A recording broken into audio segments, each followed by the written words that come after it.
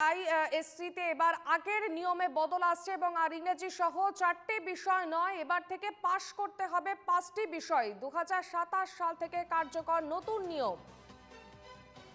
আইএসসিতে এবার আগের নিয়মে বদল রয়েছে এবং আর ইংরেজি সহ 4টি বিষয় নয়, এবার থেকে পাশ করতে হবে 5টি বিষয়। 2027 সাল থেকে কার্যকর করতে হতে চলেছে এই নতুন নিয়ম।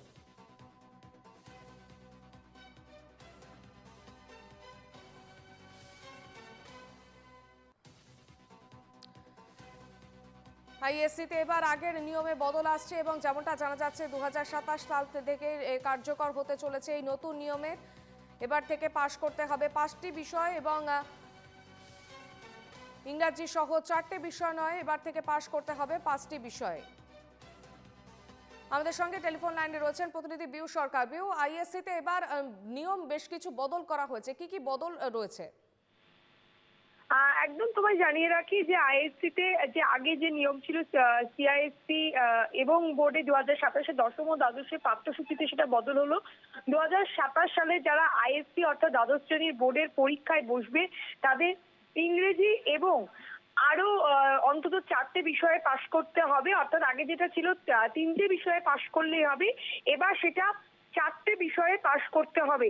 এবং তোমায় জানিয়ে রাখি যে বুধবার আইএসসি ও আইএসসি এবং আইসিএসসি পরীক্ষা এবং সেগুলির পাঠ্যসূচি বদল সংক্রান্ত যে নির্দেশিকা প্রকাশ করা হয়েছে সেখানে দেখা যাচ্ছে যে এরকমই গুরুত্বপূর্ণ বদলের কথা বলা হয়েছে। পিএসসি বোর্ডের অধীনে থাকা স্কুলগুলির অধ্যক্ষরা জানাচ্ছেন এতদিন আইএসসি তে ইংরেজি এবং আরো 3টে বিষয়ে পাশ করতে আরো 4টি করতে হতো এবং এবার থেকে দেখা যাচ্ছে ইংরেজির সঙ্গে আরো যে 4টি বিষয়ে পাশ করতে হবে পরীক্ষার্থীদের। এই যে নতুন নিয়মটি সেটি 2027 সালে যারা আইএসসি অর্থাৎ আইসিএসসি অর্থাৎ দশম শ্রেণীর বোর্ডের পরীক্ষা এবং আইএসসি পরীক্ষা দেবে তাদের জন্য বেশ কিছু নতুন বিষয় অন্তর্ভুক্ত করা হয়েছে। আইএসসি তে অন্তর্ভুক্ত হয়েছে কৃত্রিম মেধা, রোবোটিক্স, ফলিত গণিত, আধুনিক ইংরেজি এবং ভুটিয়া ভাষার মতো একাধিক বিষয়। আইসিএসসি তেও অন্তর্ভুক্ত হয়েছে ভুটিয়া ভাষা। শুধু তাই নয়, আইসিএসসি এবং আইএসসি তে বেশ কিছু বিষয়ের পাঠ্যক্রমেও অনেকটা বদল হয়েছে। যারা 2027 সালে আইসিএসসি এবং আইএসসি দেবে তাদের এই বদলে যাওয়া পাঠ্যক্রমেই পরীক্ষা দিতে হবে। এছাড়া এবার থেকে আইএসসি তে ইংরেজি বা আধুনিক ইংরেজি যে কোনো একটি বিষয় বেছে নিতে পারবে পড়ুয়ারা। আধুনিক ইংরেজি বিষয়টি আগে ছিল না, আবার অঙ্কের ক্ষেত্রেও অঙ্ক অথবা ফলিত গণিত এর মধ্যে যে কোনো একটি বিষয় নিতে পারবে। ফলিত গণিত নতুন বিষয়।